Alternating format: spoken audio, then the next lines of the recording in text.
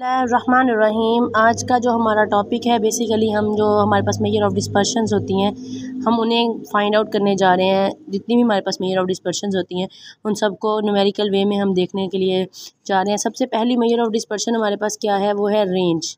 ठीक है, हमने इसका न्यूमेरिकल करना है। कैसे फाइंड करते हैं रेंज?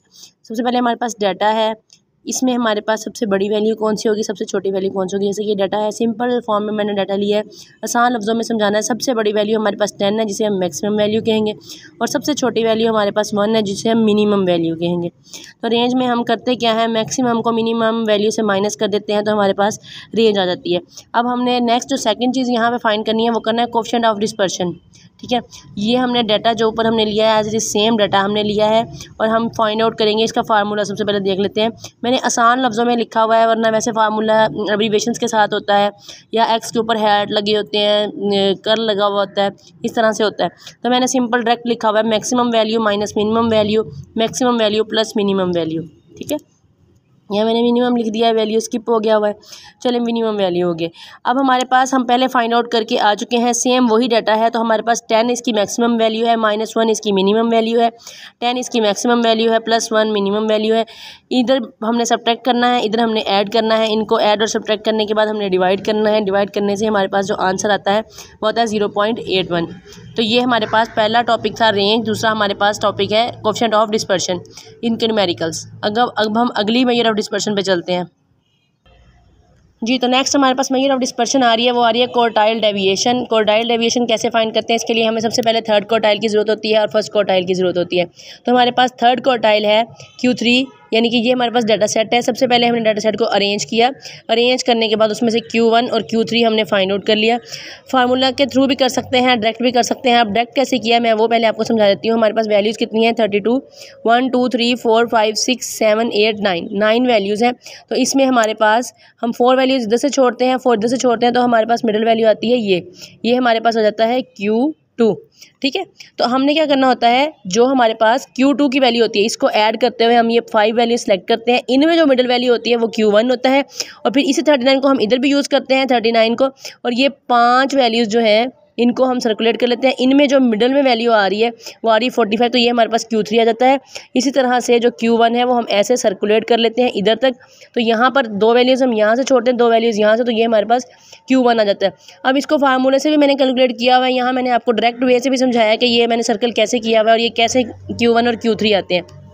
फॉर एग्जाम्पल के तौर पर अगर आपको फार्मूला भूल जाता है, ठीक है, तो आप इस तरीके से भी फाइंड आउट कर सकते हैं। अदरवाइज फार्मूले पे चले जाते हैं, Q1 n/4 + 1। तो n हमारे पास कितनी वैल्यू है? टोटल 9 ऑब्जर्वेशन है हमारे पास। ठीक है, 9 ऑब्जर्वेशन है, 9 / 4 + 1, तो हमारे पास आंसर आता है 3.25। इसका मतलब है थर्ड वैल्यू, तो 1 2 और 3 थर्ड वैल्यू Q1 का। अगर हम डायरेक्ट कर रहे थे फाइंड तब भी यही आंसर आ रहा था, अगर हम फार्मूले से कर रहे हैं तब भी यही आ रहा है। तो इसका मतलब ये हमारे दोनों कॉन्सेप्ट बिल्कुल ठीक मैच करते हैं। अब हम चले जाते हैं Q3 पे। इसका फार्मूला क्या है? 3n/4 + 1। 3n हमारे पास 9 है, 3 को 9 से मल्टीप्लाई किया, 27 आ गया, 27 / 4 किया, +1 किया, तो हमारे पास आंसर आता है 7.75। इसका क्या मतलब है? 7th value. ठीक है, तो 7th वैल्यू क्या है? 45। अब जब डायरेक्ट मेथड से किया था हमने, यानी कि 39 को ऐड करके इन पांचों वैल्यूज़ में से इसकी मिडिल वैल्यू देखी थी, तो Q3 वो भी 45 थी। तो इसका मतलब ये दोनों कॉन्सेप्ट बिल्कुल ठीक है, हम दोनों मेथड से कर सकते हैं।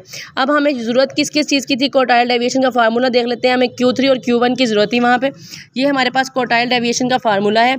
यहाँ पर हमें Q3 की ज़रूरत थी, हमने फाइंड कर लिया। Q1 की ज़रूरत थी, वो भी हमने फाइंड कर लिया। ये देखें, Q3 हमारे पास 45 है और Q1 हमारे पास जो है वो 36 है।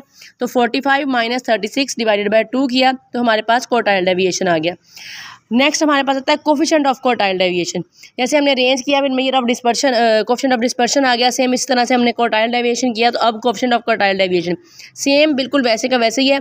जो हमारे पास यहाँ यूज़ हो रहा है फार्मूले में, उसको हमने ऊपर वैसे का वैसे रखना है, नीचे उसी वाली ऑब्जर्वेशन को जो फार्मूला है उसको हमने ऐड कर देना है। कैसे करना है? Q3 - Q1, Q3 + Q1, ये फार्मूला है। तो हमने क्या करना है? 45 - 36, जो हम पहले फाइंड आउट करके आए हैं, Q3 और Q1 वही यहाँ पे यूज़ हो रहे हैं। 45 + 36, ये करने से हमारे पास ऊपर वाले का आंसर आप पहले भी आ चुका है, अब दोबारा कर रहे हैं। 9 और डिवाइडेड बाय ये हमारे पास आ गया 81, तो इसको डिवाइड करने से ये हमारे पास आंसर आ गया। नेक्स्ट टॉपिक हमारे पास है mean deviation. Mean deviation from mean. अच्छा, अब मीन डेविएशन फ्रॉम मीन को लिखा हुआ है। मीन डेविएशन के दो मेथड्स होते हैं, मीडियन के थ्रू भी हो सकता है, मीन के थ्रू भी हो सकता है। अगर पॉसिबल हो कोई क्वेश्चन कर लिया जाए तो मॉड के साथ भी मीन डेविएशन फ्रॉम मॉड भी हो सकता है। तो हमने यहाँ पे मीन और मीडियन किया है। तो हमारे पास ये हमने छोटा सा डाटा सेट लिया है। आसान लफ्ज़ों में एक्सप्लेन करने के लिए मैं बिल्कुल छोटा सा डाटा सेट लेती हूँ ताकि आपको स्टेप भी क्लियर हो जाए और प्रोसेस भी पता चल जाए, कोई लॉन्ग आपको प्रोसीजर ना करना पड़े अगर आपने प्रैक्टिस करनी है तो। हमारे पास क्या है, हमें इसके लिए फार्मूले को सबसे पहले समझना है। फार्मूले में हमारे पास ये जो साइंस लगे हुए हैं इसको एब्सोल्यूट कहते हैं। इसमें अगर नेगेटिव वैल्यू होती है तो वो नेगेटिव नहीं, वो पॉजिटिव कंसीडर की जाती है। और यहाँ पर क्या है, एक्स आई माइनस एक्स बार अरिथमेटिक मीन है। ये सिंपल हमने एक्स बार फाइंड कर लिया। हाँ, आप सिंपल मीन जिसे कहते हैं वही है बेसिकली। ये हमने क्या किया, 2 + 4 + 6 + 8 किया, डिवाइडेड बाय 4 किया, तो हमारे पास 20 डिवाइडेड बाय 4 आ गया। तो हमारे पास आंसर आ गया 5। तो अब हम चले जाते हैं, हमें इस चीज़ की ज़रूरत है, सबसे पहले इस स्टेप की। तो ये फाइंड कर लेते हैं। 2 - 5 यानी कि 2 को मीन में से माइनस कर दिया, 4 - 5, 4 - 5, 6 - 5 और 8 - 5। जो इनके आंसर्स आ गए उन सबको हमने ऐड कर लिया।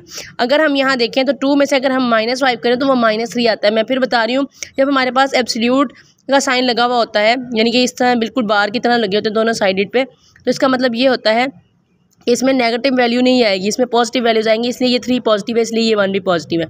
ठीक है, यहाँ तक हो गया। अब हमारे पास इस सबको सम करने से 8 आया। ये मैंने यहाँ लिखा भी हुआ है, जो यहाँ पर है वही चीज़ यहाँ पे मैंने मेंशन की है कि हमने यहाँ क्या कैलकुलेट किया है।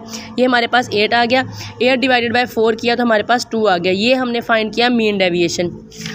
अगला टॉपिक हमारे पास आ रहा है मीन डेविएशन फ्रॉम मीडियन। इसके लिए हमने मीडियन सबसे पहले फाइंड आउट करना है। मैंने डायरेक्ट किया हुआ है। अगर आप फार्मूला से मीडियन फाइंड आउट करना चाहें तो उसकी कंप्लीट वीडियो मेरी मौजूद है। अनग्रुप डाटा के लिए भी मौजूद है, ग्रुप डाटा के लिए भी मौजूद है। तो इसका ये अनग्रुप डाटा था, इसका मीडियन हमने सबसे पहले डायरेक्टली मैंने फाइंड कर लिया कि 2 वैल्यूज़ यहाँ से छोड़ दी, 2 यहाँ से छोड़ दी, क्योंकि ये ऑड डाटा था तो इसका एक ही मीडियन निकलता था। अगर इवन होता तो हम जैसे ऐड करके फिर उसको 2 पे डिवाइड कर देते हैं। तो यहाँ पर मेरे पास मीडियन की वैल्यू आती है 6।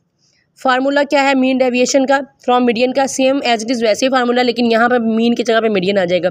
अगर मीन डेविएशन फ्रॉम मॉड निकालना हो तो यहाँ पे मॉड आ जाएगा, यानी कि यहाँ कर्ल आ रहा है, वहाँ मॉड के ऊपर हैट आ जाता है। तो यहाँ पे हमने क्या करना है, हर वैल्यू को मीडियन में से माइनस करना है। 2 - 6, 4 - 6, 6 - 6, 8 - 6, 10 - 6। अब यहाँ पे भी एब्सोल्यूट है इसलिए यहाँ -4 नहीं आया, 4 आ रहा है। यहाँ पे भी एब्सोल्यूट है इसलिए 2 आया, ये 0, फिर यहाँ पे पॉजिटिव ही है दोनों वैल्यूज़। इन सबको ऐड किया तो हमारे पास आंसर आ गया 12। तो हमने 12 यहाँ प्लग कर दिया। ऑब्जर्वेशन कितनी है, 5 है, तो 5 पर डिवाइड किया तो 2.4 हमारे पास मीन डेविएशन फ्रॉम मीडियन आ गया। अब आ जाते हैं कोफिशिएंट ऑफ मीन डेविएशन। अब ये coefficient of mean deviation mean के साथ भी किया हुआ है, मीडियन के साथ भी किया हुआ है। कोफिशिएंट ऑफ मीन डेविएशन क्या है, mean deviation divided by mean. यहाँ पे हम जो पिछला मीन के लिए करके आए थे वो देख लें। यहाँ पर हमारे पास था mean deviation 2, mean deviation from mean जो किया था, तो 2 हमने एज इट इज़ वही प्लग कर दिया। और मीन हमारे पास क्या आया था यहाँ पर 5, तो ये हमने ये 2 और ये 5, मीन डेविएशन 2 था, मीन 5 था। तो यहाँ फार्मूला क्या है, mean deviation divided by mean, तो 2/5 आ गया।